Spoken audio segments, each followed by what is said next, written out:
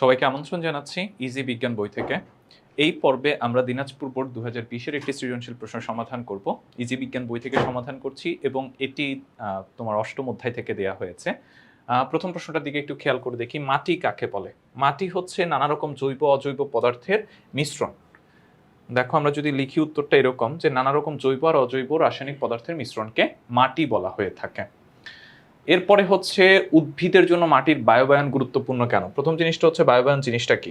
বায়ুবায়ন জিনিসটা হচ্ছে মাটির ভেতরে যে গ্যাস আছে এবং বায়ুমণ্ডলে যে গ্যাস আছে তাদের মধ্যে যে বিনিময়টা ঘটে তাকে হচ্ছে বায়ুবায়ন বলা হয়। অর্থাৎ মাটির গ্যাস বাতাসে আসে, বাতাসের গ্যাস মাটিতে যায়, এই প্রক্রিয়াটাকে হচ্ছে বায়ুবায়ন বলা হয়।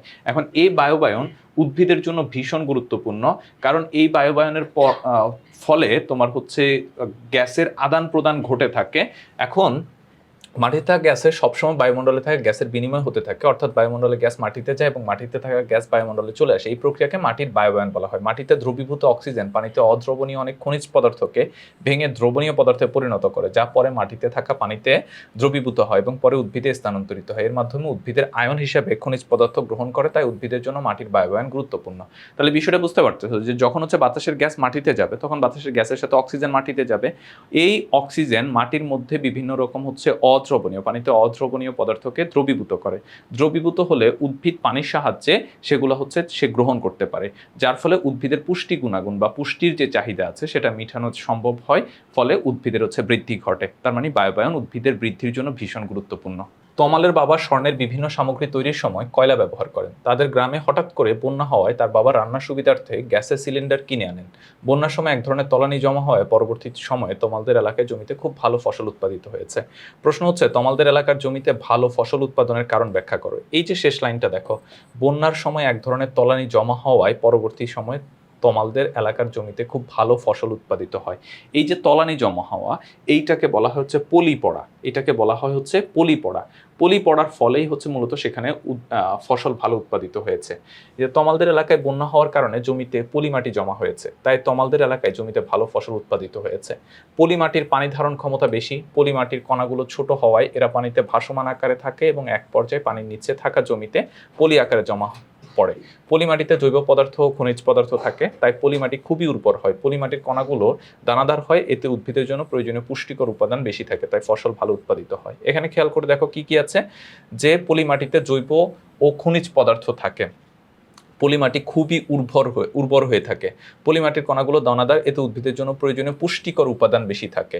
তাই মূলত হচ্ছে মানে জৈব পদার্থ খনিজ পদার্থ থাকা, তারপরে হচ্ছে উর্বর হওয়া এবং হচ্ছে পুষ্টিকর উপাদান থাকার কারণে পলিমাটিতে বিশেষ করে ফসল ভালো উৎপাদিত হয়।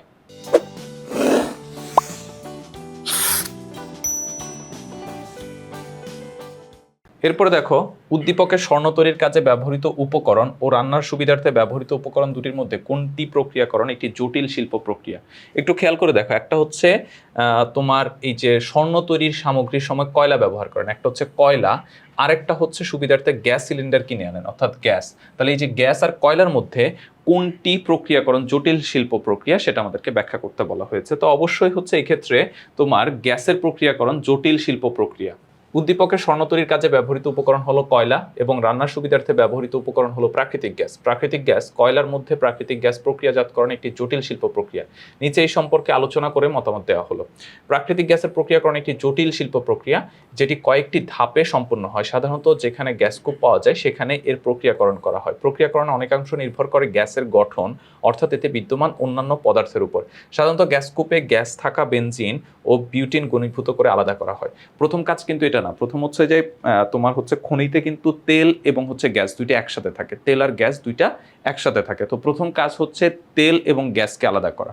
সেকেন্ড কাজ হচ্ছে এখানে কি ঘনীভূত করে বেনজিন এবং হচ্ছে বিউটিন আলাদা করা।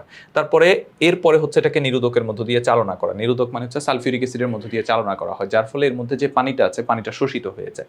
তারপরে এর মধ্যে যে দূষকগুলো আছে যেমন হচ্ছে হাইড্রোজেন সালফেট, তারপর হচ্ছে কার্বন ডাইঅক্সাইডগুলো পৃথক করা। তারপরে প্রাপ্ত গ্যাস থেকে মিশ্রণ থেকে নাইট্রোজেন আলাদা করা হয়। এই যে টোটাল হচ্ছে প্রক্রিয়াটার মাধ্যমেই হচ্ছে আমরা কি করি, এক্ষেত্রে তোমার গ্যাসকে হচ্ছে যে পিউর করা হয়, এরপর হচ্ছে পাইপের মাধ্যমে সঞ্চালিত করা হয়। দেখো এখানে আমি তোমাদেরকে পয়েন্ট আকারে হচ্ছে জিনিসটা তুলে ধরছি, এইভাবে যদি মাথায় রাখো তাহলে তোমার কিন্তু হয়ে যাবে। প্রথম কি করতে হবে, তেল গ্যাস আলাদা করতে হবে, কারণ খনিতে তেল গ্যাস একসাথে থাকে।